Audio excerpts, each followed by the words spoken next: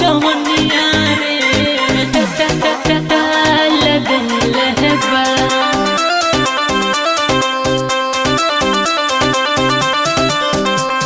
और खपूरा लूटी रे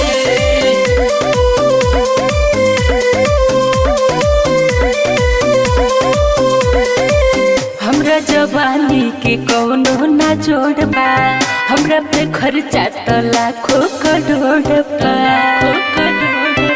ए बाबू सुना हमरा जवानी के कौनो ना जोड़बा हमरा पे खर्चा तो लाखों करोड़ बा।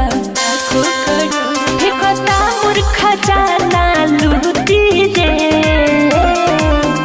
तोर चढ़ल जवनिया रे हई गोर खपूरा लूटी रे। अच्छा तोर पातर कमरिया रे हमारे जिला में टूटी रे। चाचा हमारे जिला में टूटी रे। तोर पातर कमरिया रे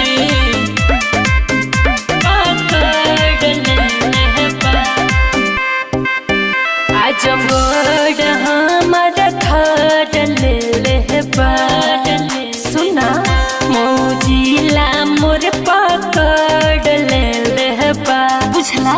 अरे बुझता नहीं अब हाय सुना ई तू नाली के ढोड़ी पे सटावे त जागल दिल बा फीलिंग बतावे त बाबू तोरा से पलंग न टूटी रे तोर चढ़ल जवनिया रे हई गोर खपूरा लूटी रे। तोर पातर कमरिया रे हमारे जिला में टूटी रे। तोर पातर कमरिया रे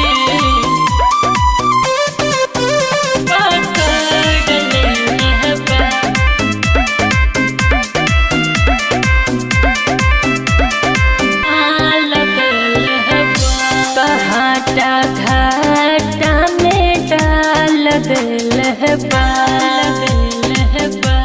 तब रहल भरा पुरना माल लहबा। कठरी बांध के ले जाइए तोहार ऐठल ये गोरी सब छूट जाई रे। सिल पैक बा जवानी तोर टूट जाई रे तोर टूट जाई रे।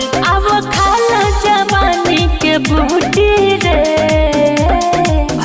तोर चढ़ल जवनिया रे हई गोर खपूरा लूटी रे। तोर पातर कमरी